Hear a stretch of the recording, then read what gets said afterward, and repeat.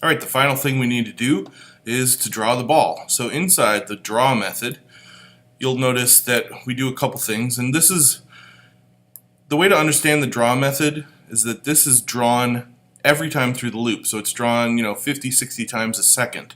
So you have to think of it like a frame.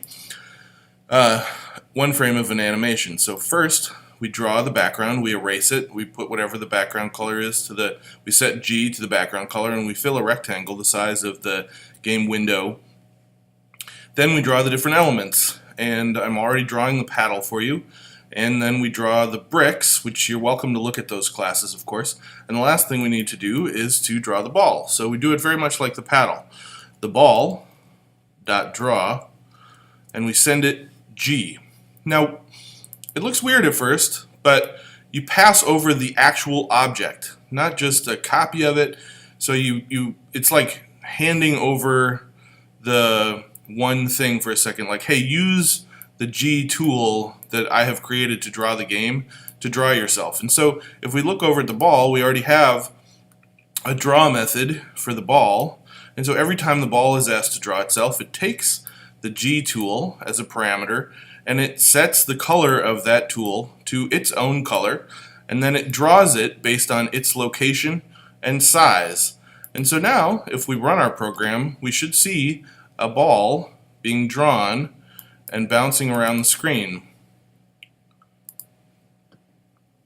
Alright, it's coming up.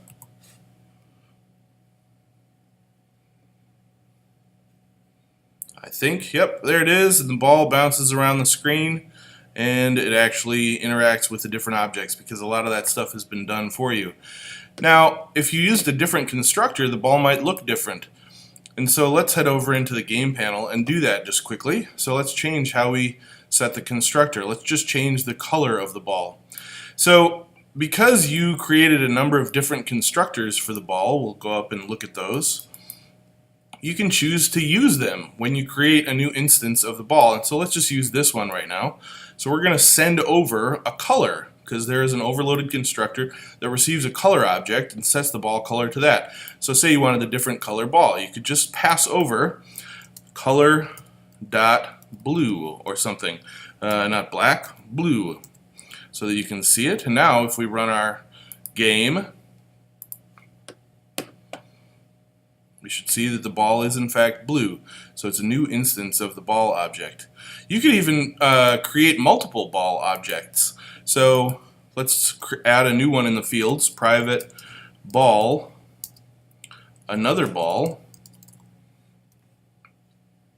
make a new object called another ball equals new ball, and then pass over a different set of parameters using a different constructor. So there is one constructor that allows us to pass over a color and an x velocity and a y velocity, and you should have a fourth that allows you to set the position differently. I'll just use this one though. So usually the velocities are set to 2 and 4, so let's make sure to change that.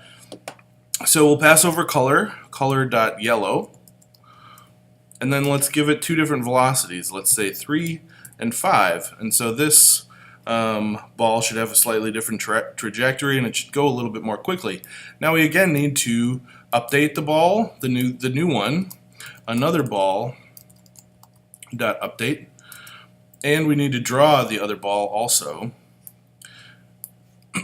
Now it will not actually do collisions because it is not set up to do collisions. So one challenge would be for you to actually figure out how to set up collisions for your second ball object. Because right now the program is only set up to do collisions based on the one ball called the ball.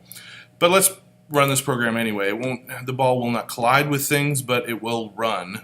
And you should see two different balls. Yeah, you can barely see the yellow ball as it kind of careens through different objects. It doesn't just passes through the paddle. But there it is, and you can see that in fact we have created two different ball objects. And that is enough for this video.